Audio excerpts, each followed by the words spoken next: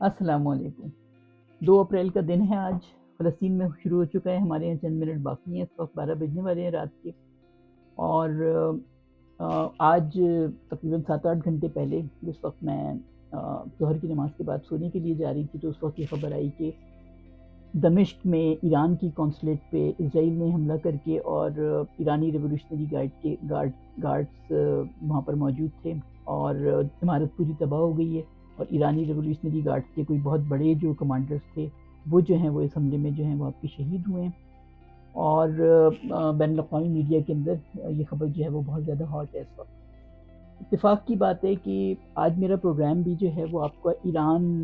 کے کردار کے حوالے سے تھا کہ حماس اسرائیل تنازع جو اس وقت چل رہا ہے، جو غزہ کی جینوسائیڈ ہو رہی ہے، اس میں ایران کا کیا کردار ہے۔ اور اس کی ایک وجہ، سب سے بڑی وجہ یہ تھی کہ میں چونکہ امریکی میڈیا کو، امریکی تھنک ٹینکس کو، ان کے جو فارن پالیسی وغیرہ کے حوالے سے تھنک ٹینکس ہیں، جو تجزیہ نگار ہیں، جو ایکسپرٹس ہیں، میں ان کو فالو کر رہی ہوتی ہوں۔ اور وہاں پر تقریباً ہفتہ 10 دن سے ایک بحث بہت شدید، وہ لوگ ایک بحث کے اوپر فوکس تھے، اور وہ بحث یہ تھی کہ ایران کو کس طرح کنٹین کیا جائے، ایران سے کس طرح نمٹا جائے۔ تو ایسا لگتا ہے کہ یہ جو اسرائیل نے حملہ کیا ہے تو آپس میں ان کے کچھ ڈیسیشن ہو گیا ہے ایسا کہ بہرحال اسرائیل جو ہے وہ اب ایران کے اوپر ڈائریکٹ ایک طرح سے دیکھا جائے تو بظاہر ایران کی سرزمین پر تو حملہ نہیں کیا، لیکن ایران کی قونصلیٹ پہ حملہ کرنا بھی بہت بڑی خبر ہے۔ کوئی چھوٹی موٹی بات نہیں ہوتی ہے کسی قونصلیٹ کے اوپر حملہ، یہ انٹرنیشنل لاء کے بھی خلاف ہے، انتہائی ڈپلومیٹک اس کے خلاف سمجھی جاتی ہے یہ بات کہ کسی قونصلیٹ پہ یا سفارت خانے کے اوپر آپ حملہ کریں۔ شام کے حوالے سے بھی یہ بہت بڑی ایک سرخی ہے شام کی بھی، کہ شام میں ایران کے سفارت خانے کے اوپر حملہ کیا گیا۔ اب سوال یہ پیدا ہوتا ہے کہ امریکی تھنک ٹینکس کو کیا پریشانی تھی؟ امریکی تھنک ٹینکس جو ہیں وہ اس کے اوپر فوکس نہیں تھے کہ غزہ میں جینوسائیڈ ہو رہا ہے، امریکی تھنک ٹینکس جو ہیں وہ اس پر فوکس نہیں تھے کہ ہیومینیٹیرین ایڈ کا راستہ روکا جا رہا ہے، ہیومینیٹیرین ورکرز کو۔ آج کی بھی خبر ہے کہ جو ورلڈ کچن والوں کا جو شپ تھا، اس سے پہلے انروا پہ تو ہم دیکھ ہی چکے تھے، ایڈ حاصل کرنے کے لیے جو لوگ آ رہے تھے وہ بھی بہت بڑی تعداد کے اندر جو ہیں وہ آپ کے ان کے اوپر فائرنگز ہوئی، وہ حالات بھی ہم دیکھ چکے ہیں۔ اس آج ورلڈ کچن پر بھی حملہ ہو گیا، اس میں بھی 5 سے 7 لوگ، جس میں آسٹریلین، پولش اور فلسطینی، 3-4 مختلف نیشنلٹیز کے لوگ شامل ہیں۔ یہ سب کچھ تھنک ٹینکس کی نظر میں امپورٹنٹ نہیں تھا۔ جو چیز ڈسکس ہو رہی تھی وہ یہ ہو رہی تھی کہ ایران سے کیسے نمٹنا ہے، اور مطلب میجر جو موضوع تھا وہ یہ تھا کہ مشرق وسطیٰ میں امریکہ کی جتنی انسٹالمنٹس ہیں، ایران ان پہ ڈائریکٹ تو حملہ نہیں کر رہا، لیکن ایران کے پراکسیز جو مختلف ہیں ان کی طرف سے 170 سے لے کر 200 تک حملے جو ہیں وہ امریکی انسٹالمنٹس پر ہو چکے ہیں 7 اکتوبر کے بعد سے۔ اور دوسری بات وہ جو یہ کر رہے تھے، دوسری پریشانی جو ان کو یہ تھی وہ یہ تھی کہ ایران کے پراکسیز نے اسرائیل کو پوری طرح سے گھیرا ہوا ہے۔ کہاں کہاں سے گھیرا ہوا ہے؟ لبنان کے اندر جو ہے وہ حزب اللہ موجود ہے، اور حزب اللہ جو ہے وہ شام کی ایران کی تربیت کردہ ملیشیا سمجھا جاتا تھا اس کو، لیکن تھنک ٹینکس میں جو زیادہ ایکسپرٹس ہیں ان کا کہنا تھا کہ اب حزب اللہ جو ہے وہ ایران کی پراکسی نہیں ہے، بلکہ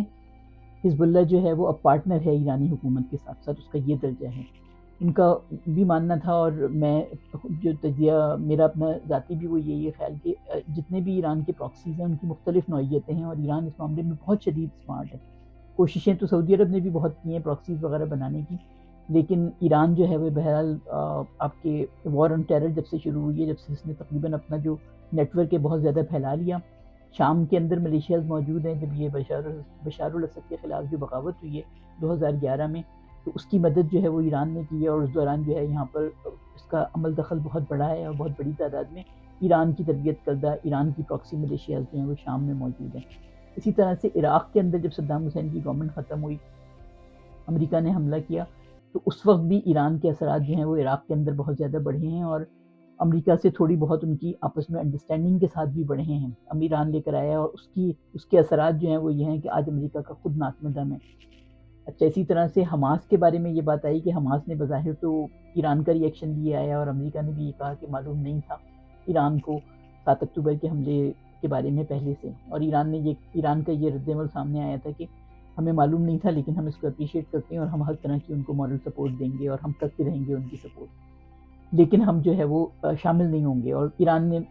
واضح طور پر یہ میسج دیا کہ ہم ایسکلیشن بڑھانا نہیں چاہتے، اور ہم اس جنگ میں خود شامل ہونا نہیں چاہتے، اور ایران نے اب تک اپنی اس کے اوپر کوئی رسک نہیں لیا. اگر آپ دیکھا جائیں تو ان کی جو اسٹریٹجک سیٹس ہیں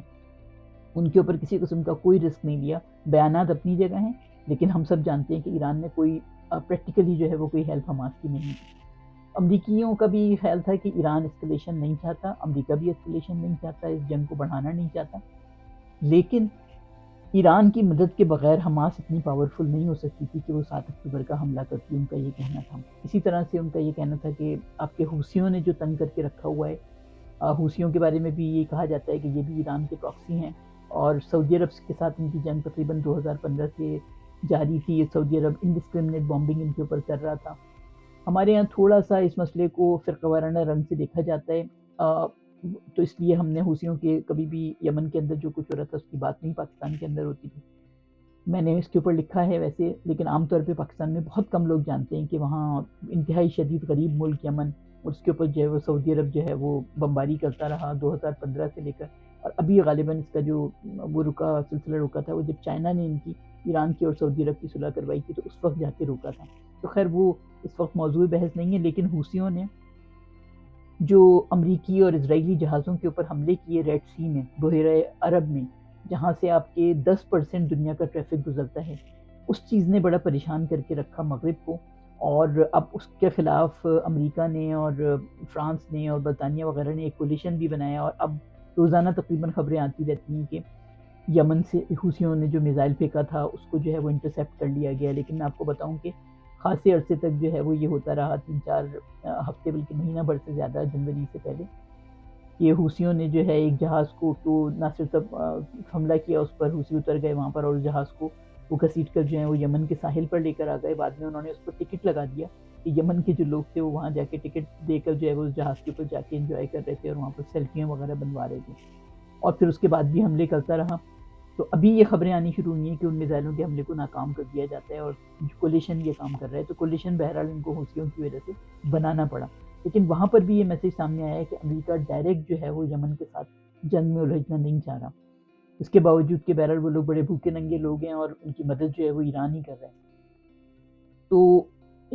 یمن, عراق, شام, لبنان اور پھر فلسطین کے اپنے اندر حماس, اور حماس جو ہے وہ ظاہر ہے صرف غزہ میں موجود نہیں ہے. حماس جو ہے, مجھے نہیں معلوم تھی یہ بات فلسطین جانے سے پہلے, لیکن بہرحال جب میں وہاں گئی ہوں تو وہاں ویسٹ بینک کے اندر بھی جو ہے وہ آپ کے مزاحمت موجود ہے مختلف فارم میں, اور وہاں پر حماس بھی موجود ہے, اور حماس کے لیے سپورٹ میں بہت زیادہ اضافہ ہوا ہے آپ کے ویسٹ بینک کے اندر بھی 7 اکتوبر کی جنگ کے بعد. اور خیر, تو یہ جو تھنک ٹینکس ہیں وہ اس کے اوپر مرکوز تھے کہ ایران سے کیسے نمٹا جائے, اور وہ یہ بات بھی کرتے تھے کہ ایران جو ہے وہ اس معاملے میں بڑا اسمارٹ ہے کہ اس نے بہرحال اپنے پورے وہ پھیلا رکھے ہیں قدم, اور اس کی بھی اس پر بھی تجزیات آئے بی بی سی وغیرہ کے کہ ایران کیوں جو ہے وہ ہر معاملے میں الجھتا ہے اور اتنا کیوں اس نے اپنے نیٹ ورک کو پھیلایا ہے, پراکسیز کے نیٹ ورک کو. اس میں مختلف باتیں آتی ہیں کہ ایران بہت پرانی تہذیب تھی, وہ سمجھتے ہیں کہ جو پرانی طاقت ہے وہ ان کو دوبارہ حاصل کرنی ہے. پھر وہ جو انقلاب ہے ان کا وہ بھی اسی کے اوپر مبنی ہے کہ جی خلافت اسلامیہ قائم کی جائے, کچھ طرح کا ان کا ایک کانسیپٹ ہے ان کے لٹریچر وغیرہ کے اندر. پھر ان کا جو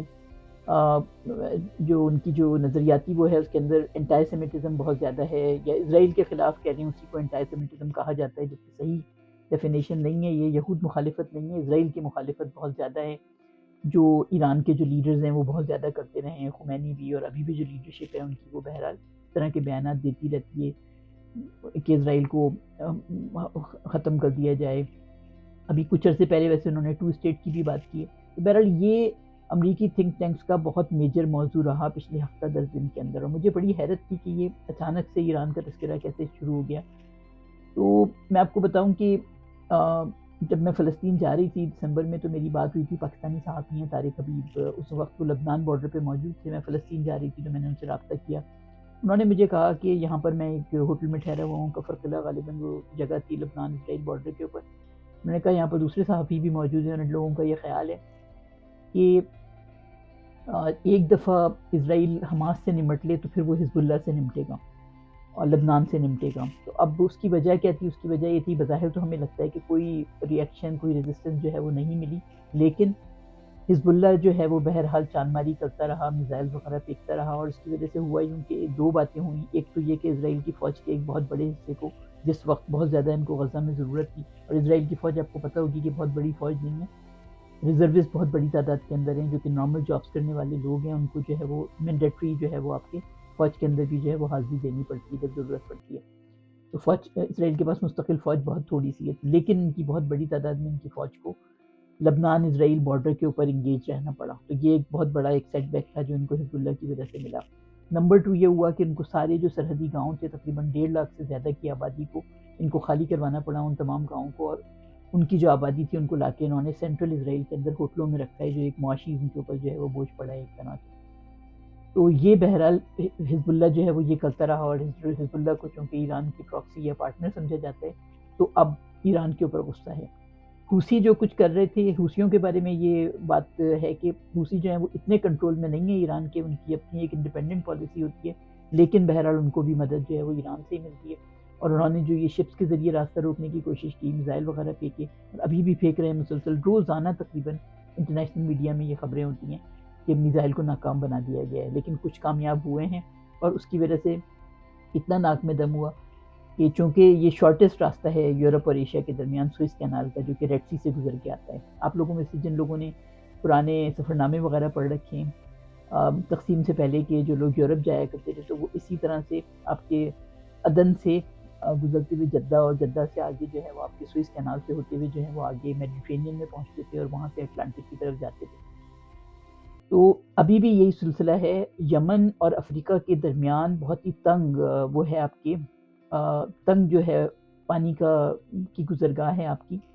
جہاں سے جہاز گزرتے ہیں، اسی گزرگاہ پہ سمجھ لیں ان کا ہولڈ ہے اس وقت حوثیوں کا. ایک زمانے میں صومالی پائرٹس نے بھی بہت تنگ کیا تھا اس جگہ کے اوپر. یہ صورتحال وہاں رہی، اور اس کی وجہ سے جہازوں کو جو ہے وہ 8,000 کلومیٹر کا جو ہے وہ آپ کے ان کا وہ بڑھ جاتا تھا جب وہ اس کو اوائڈ کرتے تھے اس راستے کو، اور دوسری طرف سے گزر کے جاتے تھے آپ کے افریقہ کی طرف سے جب گزر کے جاتے تھے وہ، تو ان کو پورا افریقہ سے گھمانا پڑتا تھا جہاز کو. تقریباً 8,000 کلومیٹر کا اضافہ ہو جاتا تھا سفر میں، اور اس کی وجہ سے یہ تھا کہ ظاہر ہے کہ جو پروڈکٹس آتی ہیں وہ بہت زیادہ مہنگی ہو جائیں گی، بہت مشکل ہو جائے گا جو ہے وہ ان لوگوں کے لیے. تو اس وقت جنوری میں خاصی پریشانی ان لوگوں کو رہی، میں پڑھتی رہی اس زمانے میں. اور اسی زمانے میں سعودی عرب کی طرف سے یہ خبر آئی کہ سعودی عرب جو ہے وہ لینڈ کا راستہ دینے کو تیار ہے ان لوگوں کے لیے جو حوثیوں کی وجہ سے جو ہے وہ ریڈ سی کو اوائڈ کر رہے ہیں جو لوگ، کہ آپ یو اے ای کے ایک پورٹ سے جو ہے وہ سامان لوڈ کریں. یو اے ای کے پورٹ کا مجھے نام یاد نہیں آ رہا ہے اس وقت، لیکن آپ حیفا اسرائیل کے پورٹ کے اوپر اتاریں، اور یہ سعودی عرب نے یہ آفر کیا تھا یہ. تو خیر، اور آپ کو پتہ ہوگا کہ حیفا کا پورٹ جو ہے وہ ایکچولی انڈیا کا تعمیر کردہ ہے، انڈیا میں امبانی کا یا اڈانی کا، ایگزیکٹلی مجھے نہیں پتہ، ان دونوں میں سے کسی ایک گروپ کا. اور یہ G20 جو ہوا تھا اکتوبر میں یا اگست کے اندر انڈیا میں، اس میں یہ بات طے ہو گئی تھی. اس میں سعودی عرب بھی شامل تھا، اور اس کے اندر امریکہ وغیرہ اور جو بڑی پاورز ہیں اس میں شامل تھی، کہ ایک لینڈ روٹ بنایا جائے گا. وہ لینڈ روٹ ایک آلٹرنیٹ تھا سی پیک، یا جو آپ کے چائنا کے اندر جو بیلٹ اینڈ روڈ انیشیٹو ہے اس کا ایک آلٹرنیٹ انہوں نے کہا کہ جی ہم بھی بنائیں گے. تو یہ تھا کہ پتہ نہیں کب بنے کے چکے گا کیا ہوگا، لیکن سعودی عرب سے اس کو گزرنا تھا. ٹھیک ہے، تو یہ اس جنگ کی وجہ سے وہ بہت زیادہ آپ کے تیز ہو گیا اس کا جو کام تھا. تو سعودی عرب نے یہ اعلان کیا تھا کہ ہم یہ لینڈ روٹ فراہم کرتے ہیں. اب یہ لینڈ روٹ کہاں تک سعودی عرب کی لینڈ اور پھر کہاں اسرائیل کے ساتھ جا کے ملتا، اس کے اوپر کبھی بعد میں بات کریں گے. لیکن سعودی عرب کا آپ لوگوں کو شاید معلوم ہوگا کہ سعودی عرب اور اسرائیل اور جارڈن اور ایجپٹ، ان چاروں کے بارڈرز جو ہیں وہ ایک جگہ آ کے ملتے ہیں. سعودی عرب کے شمال میں حقل کا شہر ہے، ایجپٹ کا شہر العریش ہے، جارڈن کا شہر العقبہ ہے، اور اسرائیل کا شہر جو ہے وہ ایلات ہے. تو اتنا مشکل نہیں ہے کوئی کام اگر یہ اسرائیل تک پہنچانا چاہیں لینڈ روٹ کے ذریعے. تو خیر، تو یہ صورتحال تھی. اور اب ایسا لگتا ہے کہ اسرائیل جو ہے وہ حماس سے اچھا خاصا نمٹ لیا ہے. تو اب وہ جس طرح پیشن گوئی تھی، اب لبنان کے اوپر حملے جو ہیں وہ بڑھ گئے ہیں، اور پھر ایرانی کانسولیٹ کے اوپر حملہ یہ شو کر رہا ہے کہ بہرحال اب یہ ایران سے بھی نمٹنا چاہ رہے ہیں ڈائریکٹ. اور وہ جو ڈسکشن چل رہی تھی کہ کس طرح نمٹا جائے آپ کے ایران سے، تو میرا خیال ہے ان کے درمیان کوئی اس طرح کا وہ ہو گیا ہے کہ اسرائیل جو ہے وہی حملہ کرے گا. ایران کا ریئیکشن وہی سامنے آیا ہے جیسا کہ سامنے آتا ہے ہمیشہ. ان کے اپنے سائنٹسٹ بھی بہت بڑی تعداد میں اسرائیل اور امریکہ مارتا رہتا ہے، ان کے اپنے کمانڈرز بھی مارے جاتے ہیں. تو ایران کا وہی سامنے آیا ہے کہ ہم اس کا بدلہ لیں گے ضرور، اور ہم اپنے وقت پر لیں گے. تو خیر دیکھتے ہیں کہ یہ کس طرح لیتے ہیں بدلہ. ایران نے بظاہر تو کبھی ڈائریکٹ آ کر تو ان کے اوپر حملے نہیں کیے ہیں، اور ایران ہمیشہ اس کو ایوائڈ کرتا رہا ہے، اس کے باوجود کہ ریٹورک میں یہ لوگ بہت زیادہ اینٹی امریکہ اور اینٹی اسرائیل باتیں کرتے ہیں. اچھا، اب ہمارے یہاں چونکہ اس چیز کو، تو ایک تو یہ چیز ہو گئی کہ بہرحال یہ صورتحال اس وقت چل رہی ہے، اور اب ممکن ہے یہ کہ حملے بڑھ جائیں، جو ایران کی جو پراکسیز ہیں ان کے اوپر حملے جو ہیں وہ اسرائیل کے ڈائریکٹ بڑھ جائیں۔ امریکہ شامل ہونا نہیں چاہ رہا، یہ بات بھی ابھی واضح نظر آ رہی ہے اس وقت کہ مشرق وسطیٰ میں وہ اپنے آپ کو باقاعدہ انوالو کرنا نہیں چاہ رہا براہ راست۔ اسرائیل کے ذریعے اسرائیل اور امریکہ کو الگ الگ تو سمجھنا ہی نہیں چاہیے اب جو صورتحال سامنے آ گئی ہے۔ اب سوال یہ پیدا ہوتا ہے کہ ہمارے ہاں جب اس چیز کو دیکھا جاتا ہے تو میں نے اکثر لوگوں سے سنا ہے یہ بات کہ جی ایران جو ہے وہ اندر سے ملا ہوا ہے اسرائیل کے ساتھ، اور امریکہ کے ساتھ بھی ملا ہوا ہے اسرائیل، اور یہ دیکھا جائے تو واقعتاً ڈپلومیٹک ان کے وہ چلتے رہتے ہیں امریکہ کے ساتھ تو کم از کم، اور ایسے بھی شواہد ہیں کہ جس وقت انقلاب آیا اور جس وقت امریکی ایمبیسی کو یرغمالی بنا لیا گیا، اس وقت عراق ایران جنگ شروع ہوئی، ایران نے اسرائیل سے اسلحہ لیا، اور اس سے پہلے تو شاہ کے زمانے میں تو بہت اچھے تعلقات تھے، لیکن شاہ اور ایران جو ہے وہ اسرائیل کو تسلیم کرنے والا میرا خیال ہے دوسرا ملک تھا جس نے تسلیم کیا۔ بہت اچھے ان کے تعلقات رہے شاہ کے زمانے میں، لیکن جب سے یہ اسلامی انقلاب آیا اور آپ کے ان لوگوں نے جو ہے وہ بہت زیادہ، اب ان کا جو ریٹورک تھا، ان کے جو بیانات تھے وہ ہمیشہ اسرائیل کے خلاف آتے رہے کہ اسرائیل کو تباہ کر دینا چاہیے اور اس طرح کی باتیں، اور پھر ان کے جو بہرحال پراکسیز ہیں وہ بھی بظاہر جو ہیں وہ اسرائیل کے خلاف کام کر رہے ہوتے ہیں، اور اسی لیے ہم دیکھیں اگر تو جو عرب بغاوت ہے اس میں لیبیا کی بغاوت جو ہے وہ کامیاب ہو گئی، لیکن شام کی بغاوت جو ہے وہ کامیاب نہیں ہوئی، اور اس کی وجہ یہی نظر آتی ہے کہ شام جو ہے اس نے بہرحال اسرائیل کے ساتھ تعلقات کو نارملائز نہیں کیا۔ اچھا، اب یہ سوال یہ پیدا ہوتا ہے کہ ہمارے ہاں تو اس چیز کو ایک فرقہ وارانہ اس سے دیکھا جاتا ہے اینگل سے کہ جی وہ شیعہ ہیں تو ایران کو ناپسندیدگی کی نگاہ سے بھی دیکھا جاتا ہے، اور اس کے اوپر ہمیت کے اوپر شک بھی کیا جاتا ہے کہ جو یہ بیانات دے رہے ہیں ایرانی امریکہ کے خلاف، اسرائیل کے خلاف، یہ سب ایک نورا کشتی ہے۔ لیکن اگر دیکھا جائے تو جیو پولیٹکس کے حوالے سے تو ایران کے اوپر بدترین سینکشنز جو لگائی ہیں امریکہ نے، ان میں ایران جو ہے وہ سر فہرست ہے، اس کے باوجود وہ کسی اپنا تیل نہیں بیچ سکتا، وہ بہت مشکل طریقوں سے جو ہے وہ بہرحال اپنا کام چلاتا ہے۔ اوباما نے آ کے جو ہے وہ اس کو تھوڑا سا ایران کے ساتھ معاہدے کیے تھے اور تھوڑی سی پابندیوں کو نرم کیا تھا، لیکن پھر ٹرمپ نے آ کے اس کو دوبارہ ریورس کر دیا، اور اوباما نے بھی کیوں کیا تھا اس کی وجہ یہ ہے کہ ایران کا جو ایٹامک بام ہے، جو نیوکلیئر پروگرام ہے، اس نے بہرحال ان کی نیندیں اڑا رکھی ہیں، اسرائیل کی بھی اور امریکہ کی بھی۔ یہ ایک بہت بڑا مسئلہ مسلسل ہوتا ہے کہ ایران جو ہے وہ نیوکلیئر پاور حاصل نہ کر لے، اور حالانکہ ایران کا جو نیوکلیئر جو پروگرام تھا وہ اسرائیل نے بھی اس میں سپورٹ دی تھی اور امریکہ نے بھی اس میں سپورٹ دی تھی، اس پر کبھی آگے بات کریں گے جب ان کے تعلقات اچھے تھے۔ اور اس کے بعد تو پاکستان پر بھی ہم سب جانتے ہیں کہ الزام لگایا گیا، بلکہ عبدالقدیر خان کو جو معافی پر مجبور کیا گیا تو اس میں ایک وہ یہ بھی تھا کہ ایران کو بھی جو ہے وہ پاکستان نے جو ہے وہ نیوکلیئر ٹیکنالوجی جو ہے وہ ٹرانسفر کرنے کی کوشش کی ہے۔ تو جب وہ لوگ کرتے ہیں امریکہ اور اسرائیل تو اس کی کبھی بات نہیں ہوتی کہ امریکہ اور اسرائیل نے بھی ایسا کیا تھا ماضی میں، اور اب بھی کر رہا ہوگا یقیناً کچھ ملکوں کے ساتھ، اور اسرائیل کے پاس اس وقت جو ہے وہ اسرائیل کے پاس تو نیوکلیئر پروگرام حالانکہ ڈکلیئرڈ نہیں ہے اس کا، لیکن بہرحال اب یہ ایک کھلا راز ہے کہ اسرائیل کے پاس وار ہیڈ موجود ہیں، نیوکلیئر وار ہیڈ۔ تو خیر، اب سوال یہ پیدا ہوتا ہے کہ ایک طرف تو ہمیں یہ بات نظر آتی ہے کہ ایران نے کبھی بھی ڈائریکٹ جو ہے وہ اسرائیل کے کسی اس کو نقصان نہیں پہنچایا،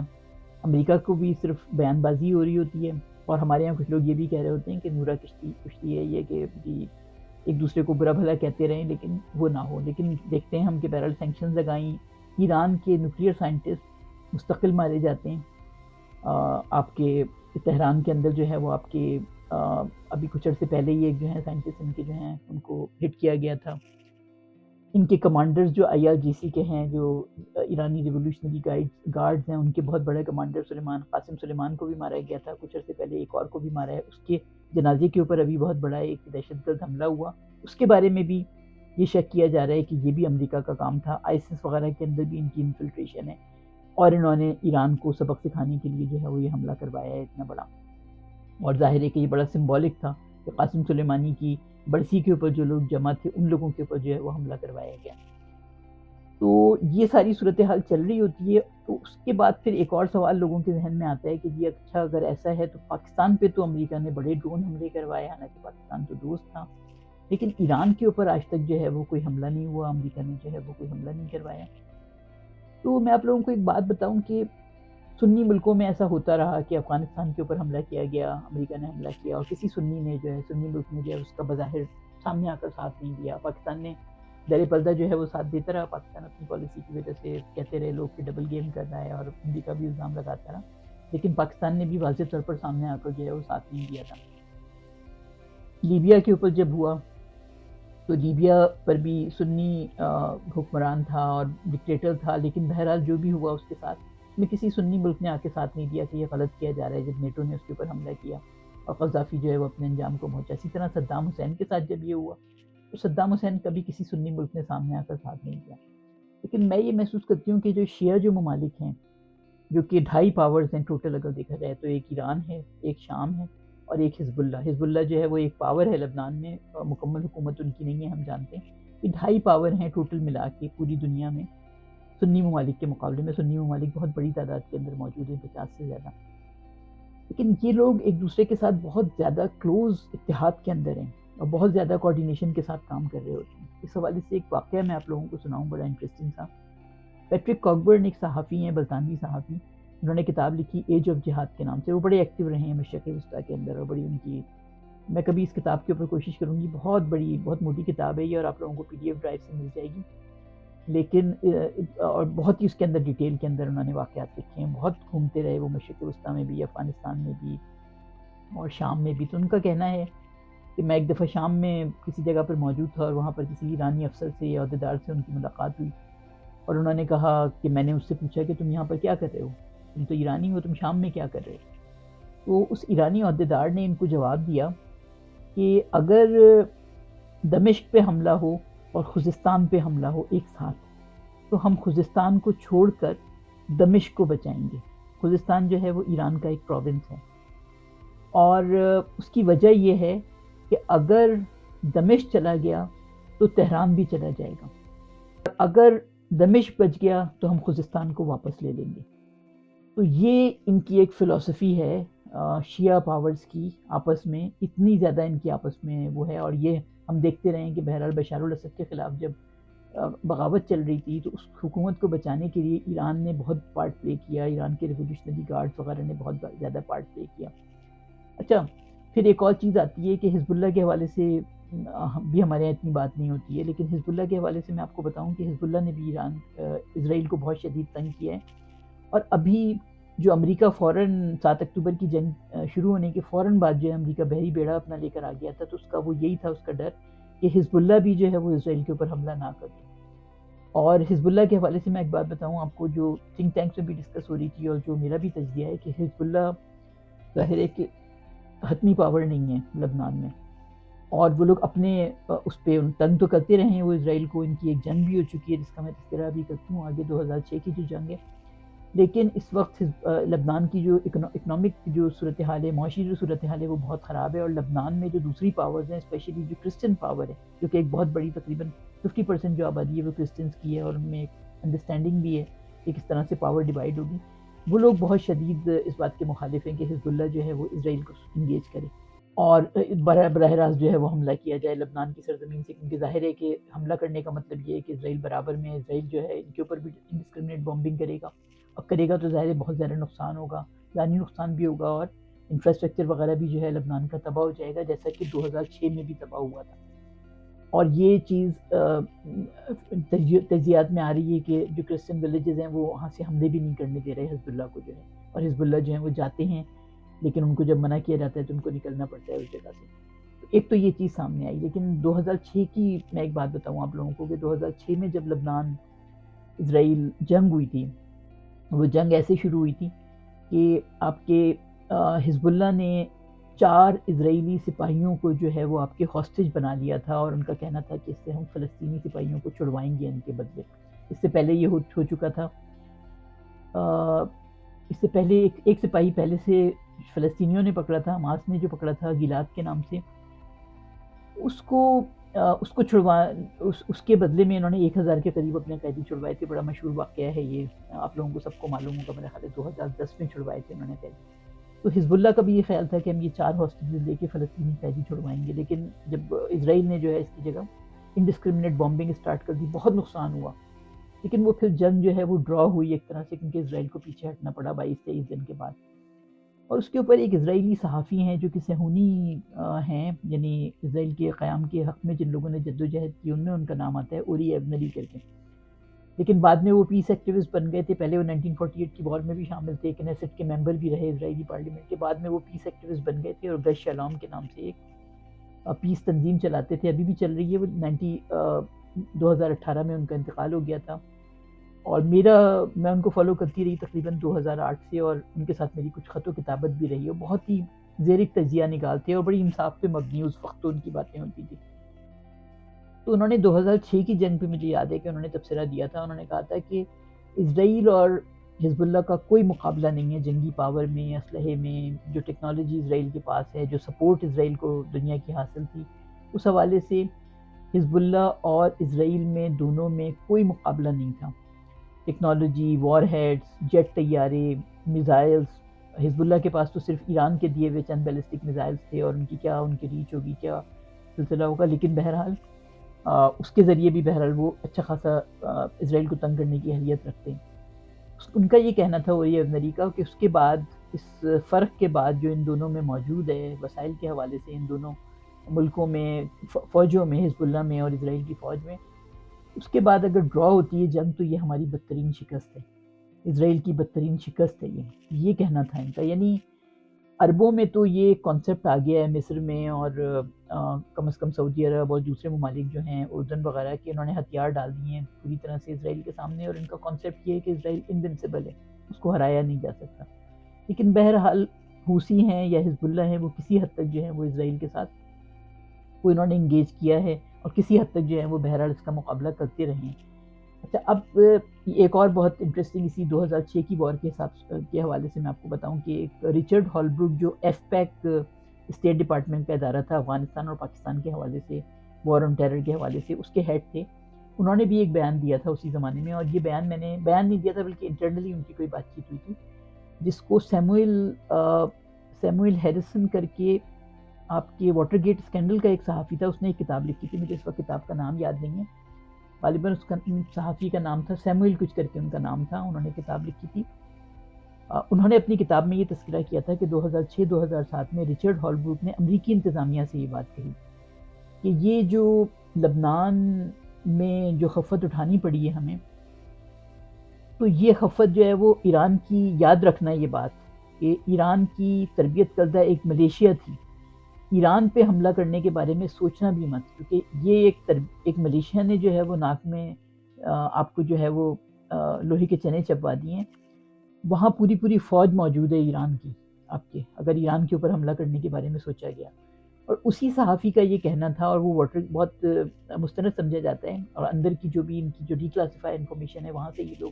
عموماً لے کر آتے ہیں، یا ان کے انٹرنل ذرائع ہوتے ہیں. اس نے یہ بات کہی تھی کہ امریکہ کا ارادہ تھا کہ افغانستان پہ حملے کے بعد، عراق پہ حملے کے بعد، پورے مشرق وسطیٰ کے اوپر ایک ایک کر کے حملے کیے جائیں. اس میں نیکسٹ جو تھا وہ شام اور ایران تھے، اور اس کے بعد جو ہے وہ اس کو وہ کیا گیا کہ نہیں، ابھی ہم شام اور ایران پہ حملہ نہیں کر سکتے، اور رکے یہ لوگ. اور اس کے بعد آپ لوگوں کو پتہ ہے 2011 میں جو ہے وہ عرب بہار شروع ہو گئی تھی. اور عرب بہار جب شروع ہوئی تھی تو سعودی عرب، قطر اور ترکی، یہ سب ممالک نے مل کے بحر الشام میں بغاوت کو جو ہے وہ ہوا دی ہے. ڈکٹیٹرشپ تو عرب ممالک میں تقریباً سبھی کے اندر موجود تھی، لیبیا میں بھی موجود تھی، عراق میں بھی، اب کے عراق کی امریکی حملے سے پہلے عراق کے اندر بھی ڈکٹیٹرشپ تھی. سعودی عرب میں جو ہے وہ بدترین منارکی ہے، یو اے ای میں، قطر میں، بحرین میں، ہر جگہ تقریباً منارکی ہے. لیکن شام میں جمہوریت لانے کے لیے بڑی محنتیں کرنے کی کوشش کی گئی، اور اس کی وجہ یہ تھی کہ شام جو ہے وہ بہرحال اسرائیل کے ساتھ تعلقات نارملائز کرنے پر راضی نہیں ہوا. اردن میں بھی بادشاہت ہے، لیکن اردن، سعودی عرب، قطر، بحرین، یو اے ای، ان سب جگہ پہ جمہوریت لانے کی کسی کو اتنی جلدی نہیں تھی، اور جو جلسے جلوس ہوئے بھی اگر تھوڑے بہت عرب بہار کے درمیان، تو ان کو کچل دیا گیا.